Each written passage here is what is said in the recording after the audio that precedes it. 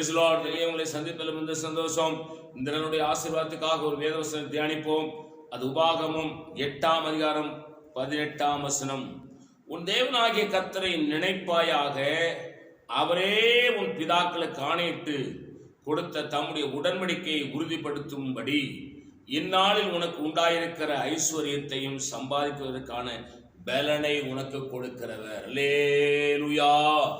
இந்த 2024ஆம் ஆண்டுல நீங்கள் ஐஸ்வர்யத்தை சம்பாதிக்க வேண்டுமானால் அதை சம்பாதிக்கிறதுக்கு பலனை கொடுக்கிறவர் ஒருவர் இருக்கிறார்.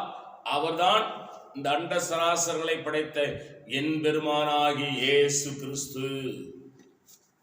அவர்தான் தர முடியும் பலனை. நீங்க நிறைய படிச்சிருக்கிறதுனால, நிறைய அறிவு புத்திசாலியா இருக்கிறதுனால, திறமை இருக்கிறதுனால, திடகாத்தம் இருக்கிறதுனால சம்பாரிச்சு நினைக்காதீங்க. ஒரு வியாதி வந்து படுத்தீங்கன்னா அவ்வளோதான், க்ளோஸ், முடிஞ்சு வச்சு, வேற சாப்டர் க்ளோஸ் ஆயிடும்.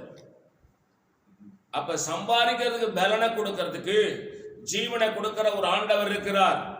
அவர் தான் சம்பாதிக்கிறதுக்கு பலன் தரணும். அவர் தான் ஐஸ்வர்யம் தரணும். ஐஸ்வர்யம் வேணுமா? இந்த பூமியில நீங்க ஆசீர்வாதமா இருக்கணுமா? உங்களை யாரும் கேவலமா பேசாத, அவமானப்படுத்தா இருக்கணுமா? இந்த பூமிக்குரிய ஆசீர்வாதங்களா உங்களை நீங்களும் நானும் தானே அனுபவிக்க வேண்டும்.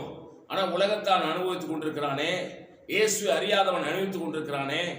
காரணம் என்ன? நாம அவர் கீழ்ப்படியில.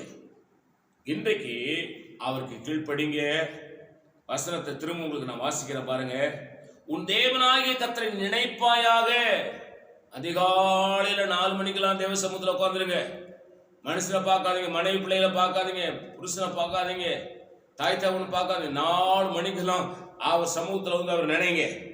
நல்ல மணிக்கணக்கில் அந்நிய வாசலையும் ஜெபம் பண்ணுங்க, ஆவியில நிரம்பி ஜெபம் பண்ணுங்க. அப்படி செய்த அவரே உன் பிதாக்களுக்கு ஆணையிட்டு கொடுத்த தம்முடைய உடன்படிக்கைக்கு உடன்படிக்கை உண்டாயிருக்கிறது போல ஐஸ்வர்யத்தை சம்பாதிக்கிறதுக்கான பலனை உனக்கு கொடுக்கிறவர். அவர் பலன் தராம ஒரு ஆசீர்வாதம், ஒரு நயா பைசா கூட நமக்கு வராது. அதுக்கு பூரணமாக கிடைத்து நம்ம ஆசீர்வாதமா இருக்கணும். கடன் வாங்காத, கடன் கொடுக்கிறவளா இருக்கணும்னா வசனத்துக்கு மட்டும் பயப்படுங்க. இயேசுவை மறந்துடாதீங்க. நான் உங்களுக்காக செபிக்கிறேன். பரிசுத்த பிதாவே, கர்த்தராகிய இயேசு கிறிஸ்து நாமத்தில் செபிக்கிறோம். நீங்களோடு பேசின, என்னோடு பேசின நல்ல வார்த்தைகளுக்கு ஸ்தோத்திரம். இந்த வார்த்தை படி நானும் எங்கள் ஜனங்களும் கீழ்ப்படி நடக்க ஆண்டவரே எங்களுக்கு உதவி செய்யும். வேதத்தை வாக்களிக்கப்பட்டிருக்கிற எல்லா ஆசீர்வாதங்களும் சுதந்திரத்துக் கொள்ள எங்களுக்கு கிருபைதாரும். அதை இயேசுவின் நாமத்தில் பெற்றுக் கொள்கிறோம் நல்ல பிதாவே. ஆமேன். God bless you. கர்த்தர் உங்களை ஆசீர்வதிப்பாராக.